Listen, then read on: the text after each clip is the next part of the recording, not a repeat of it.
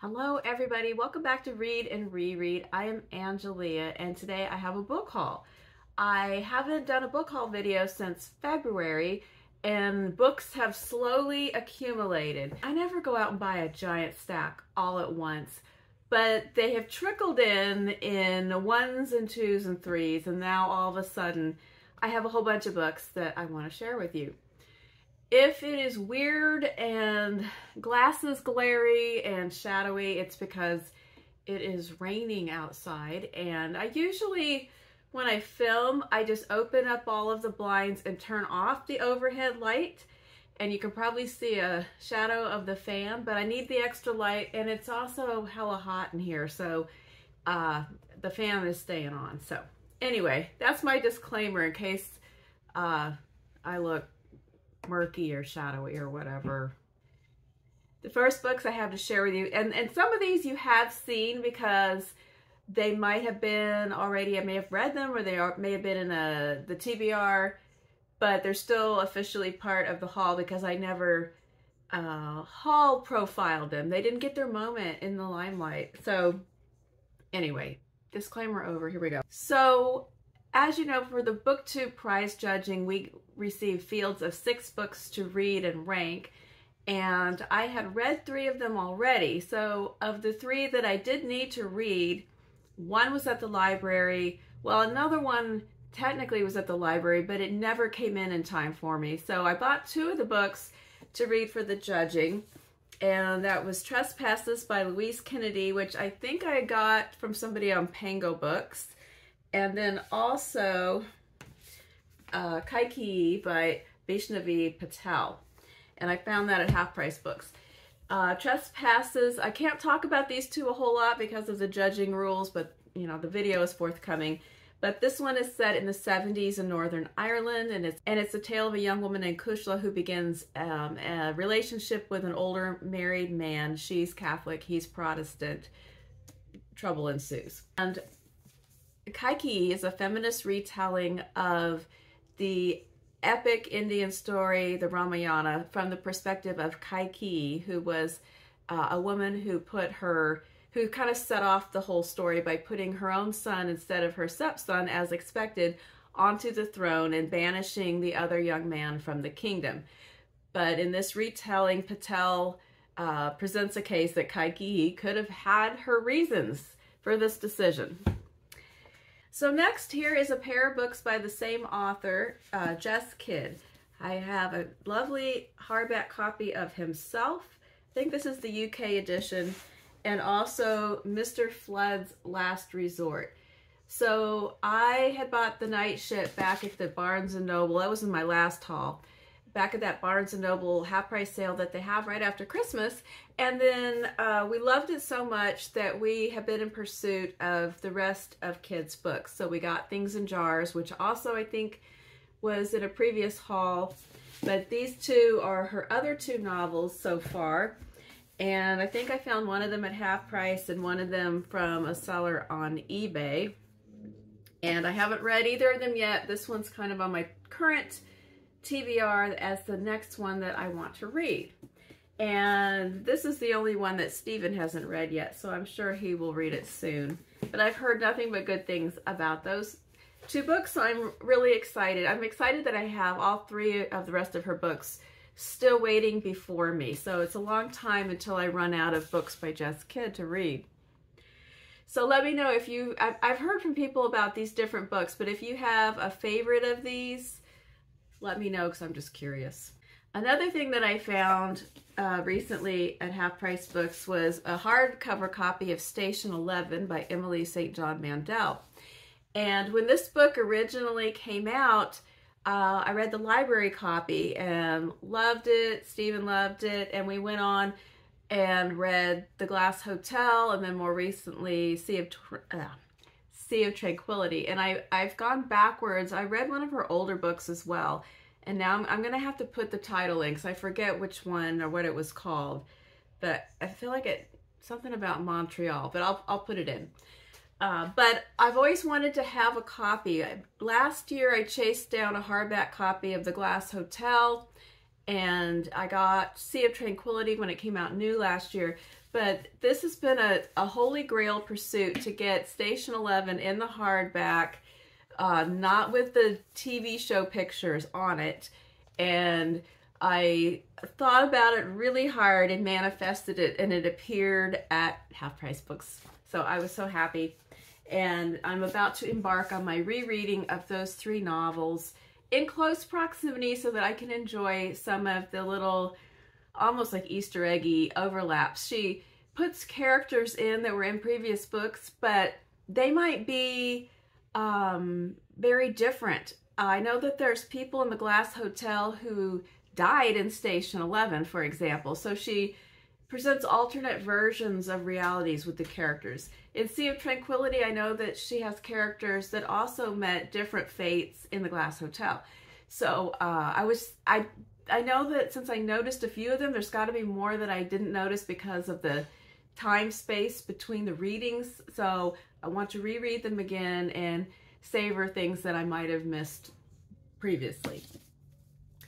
So if you have a favorite of those 3, let me know. I don't know. I have to read them again to say my favorite. Just off the top of my head, I'm going to say the Glass Hotel, but I might change my mind once I've gone through them all again. I'm not sure. I didn't even mention what these last couple of books were about. So in chaotic fashion, I'm circling back for just a second.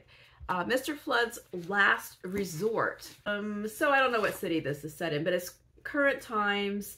There is a young woman named Maud who gets a job as a caretaker for a very cantankerous old man who has chased away a bunch of other caretakers named Mr. Flood, and she and Mr. Flood team up to try to save his ramshackle house from the devious doings of his son.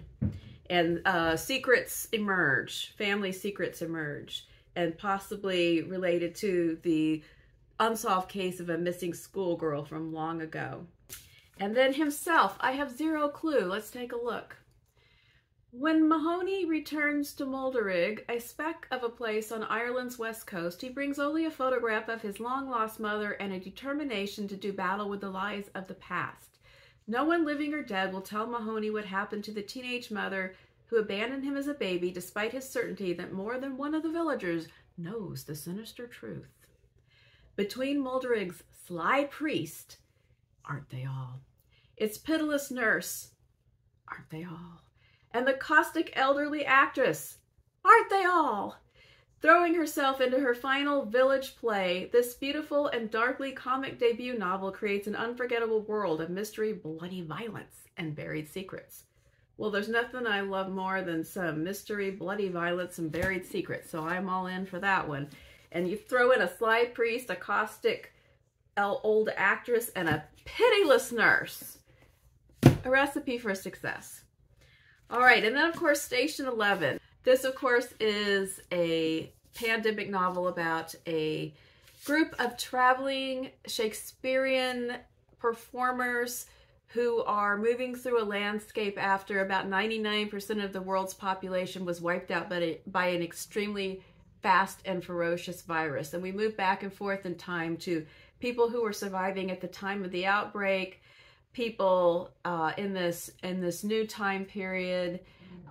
It's very hard to encapsulate the plot succinctly, but it's fabulous. And if you have never read it, please jot it down for possible inclusion in your future reading because it's so good. All right, so for the next couple of books, these are books that I purchased at my favorite independent bookstore.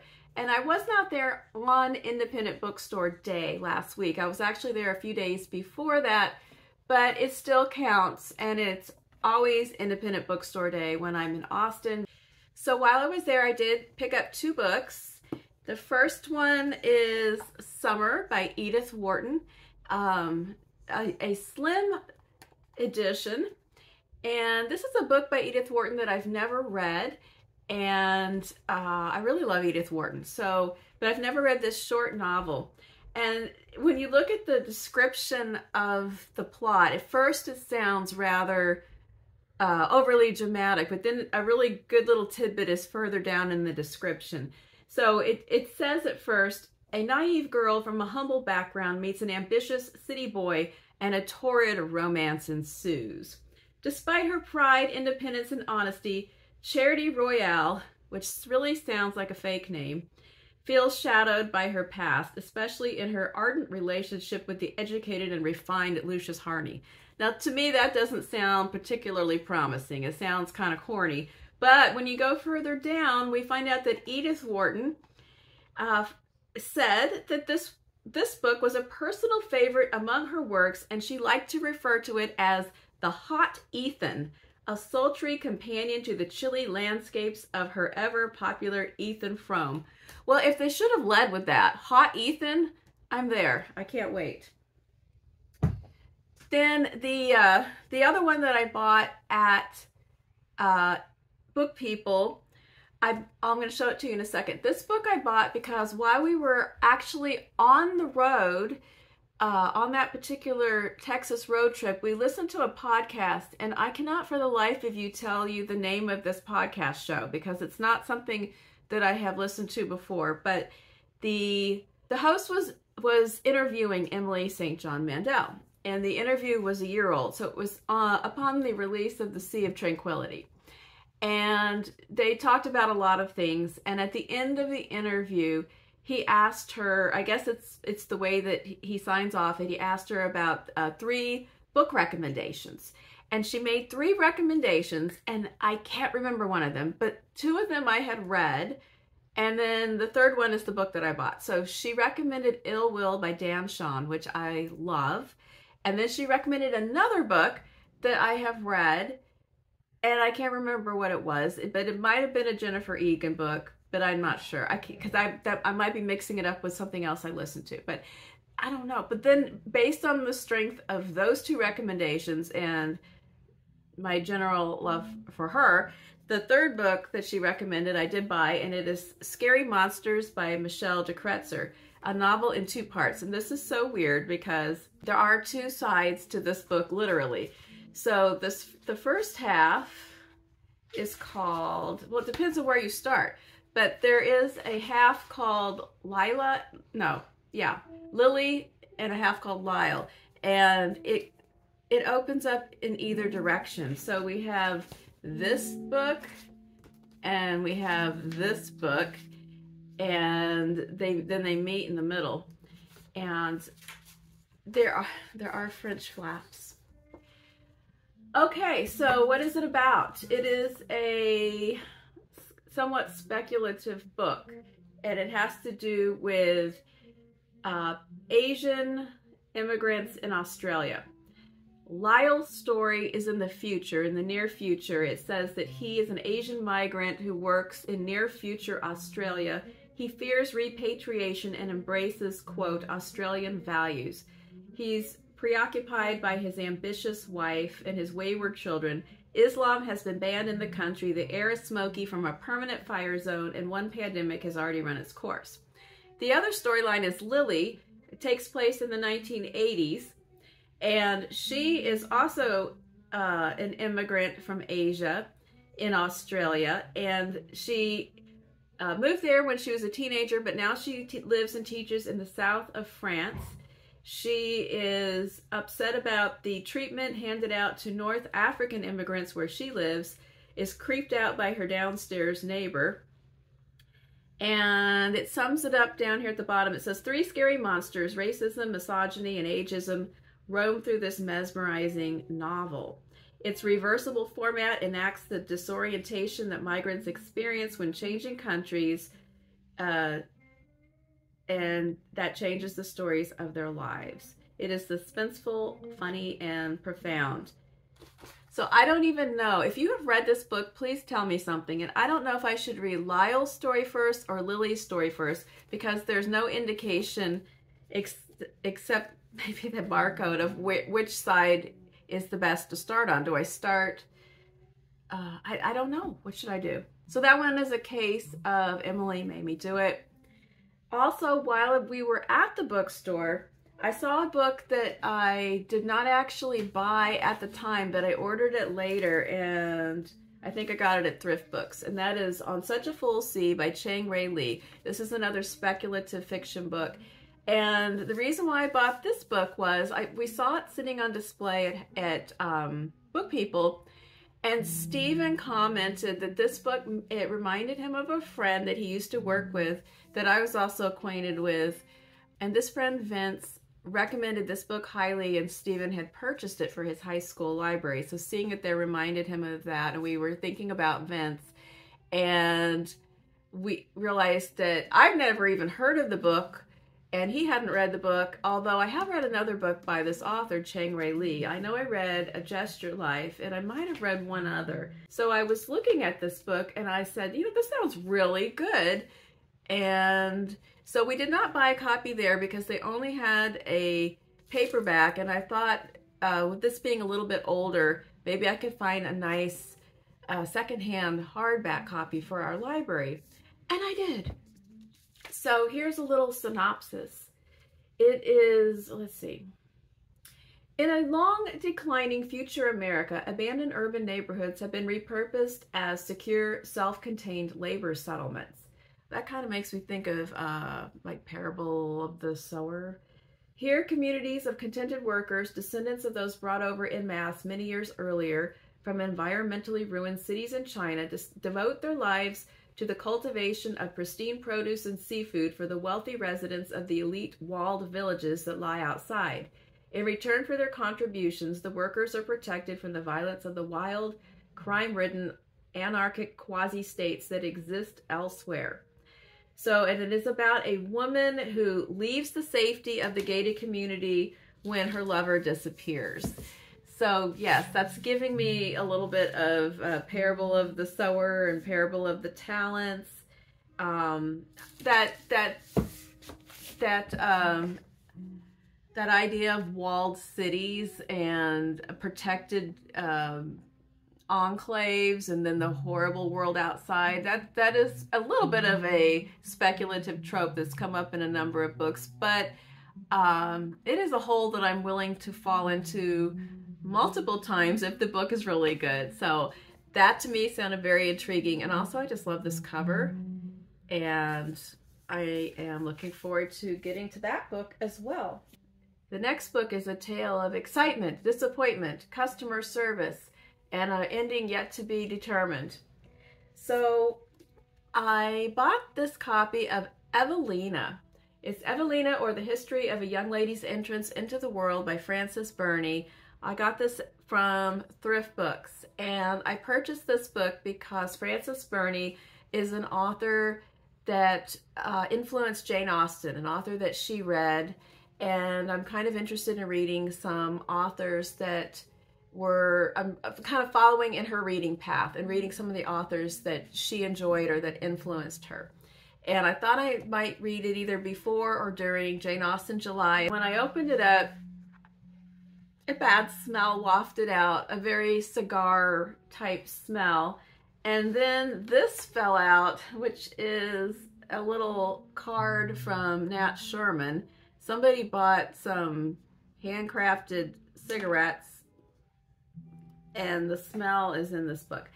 So I did contact customer service, and they do have a good customer service chat line at Thrift Books, and they are going to refund my purchase, and they said I could just keep this, and they didn't have any more copies. They couldn't send me a replacement. So I'm going to try a couple of the getting rid of the smell hacks, because this was sold as a like new copy. But that's why I contacted them, because, you know, you roll the dice with secondhand books, but it was listed as like new, and it was not like new. It didn't, unless it was, you know, published in a cigarette factory.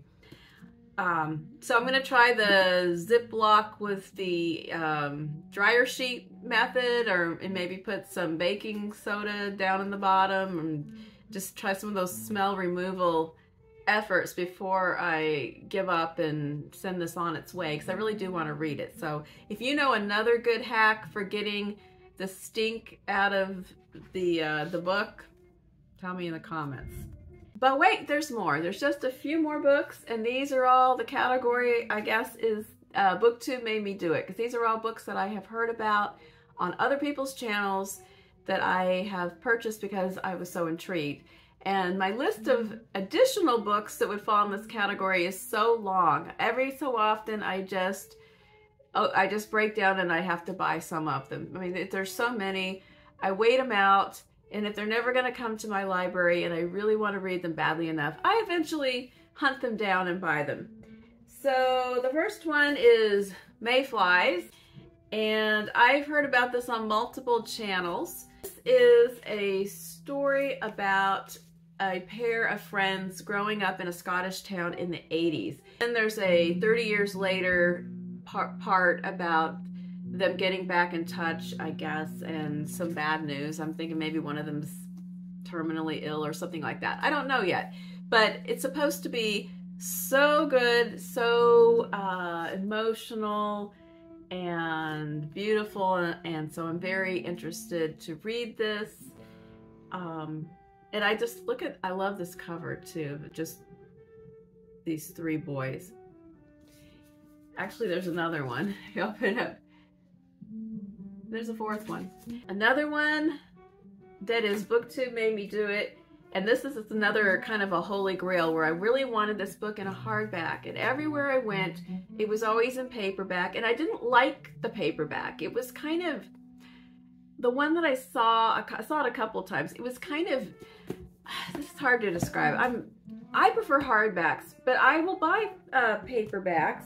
And I like a good quality trade paperback, especially if it's very nicely made with French flaps and a beautiful cover.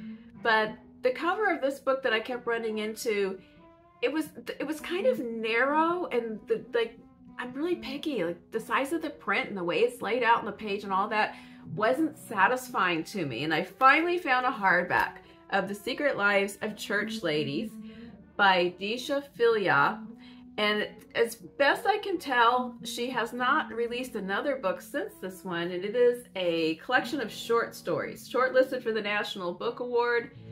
I have heard multiple people talk about how much they cherish this story, especially Greg, as supposedly fun. I know this is one of his favorites. And then I found this copy with, you know, for a long time when I saw this picture online, and I thought it was a picture of a bagel, but I think it's a peach. Not a bagel, but you can see how from a distance on a little phone picture it might have looked like a bagel. But anyway, it is a collection of short stories about Black women and girls, and I don't know if they interrelate. I'm kind of hoping they do, because I love interconnected short stories. And if I don't get to it really soon, it's going to be a perfect book to read during Shorty September. But I hope to at least sample it this summer in advance and see how I feel about it. See. Last but not least, a book that I jotted down after hearing about it on Sean's channel, The Peacock by Isabel Bodgan, translated from German by Annie Rutherford. And this is a lovely French flappy paperback. Listen to the description and I dare you to say this doesn't sound good. Take a dilapidated, stately home in the Scottish Highlands, at a peacock gone rogue, a group of bankers on a team building trip. Okay, right there, all of a sudden I thought of the part in Fleabag when she crashes one of those team builder type trips. An ambitious psychologist, a housekeeper with a broken arm, and an ingenious chef get Lord and Lady Mackintosh to try and keep it all together and top it off with all sorts of animals. Soon no one will know exactly what's going on. Selling 500,000 copies, Isabel Bogdan's book is a blockbuster in Germany, and now it's coming home to roost. I remember Sean reading a passage from the book, and it really struck me. It was funny and sensuous, and I'm really excited to read it. It just, I don't know, that whole setting of people on some sort of the team building trip, those kind of settings are just ripe for things going wrong. I'm really excited about this one. That's it. That's a lot. I am very excited about all these acquisitions, and I don't know when my next haul video will be. I'm trying to chill out a little bit until I catch up and read some of these books, but I will probably fail sooner rather than later. So there might be some more books coming in soon in the future. We'll see. Anyway, I hope you have an excellent week, and I'll be back with Friday Reads. Let me know what you think about my haul and any comments you have about any of these books that I have acquired or anything that you have been excited to find lately. And I will talk to you again soon. Bye-bye.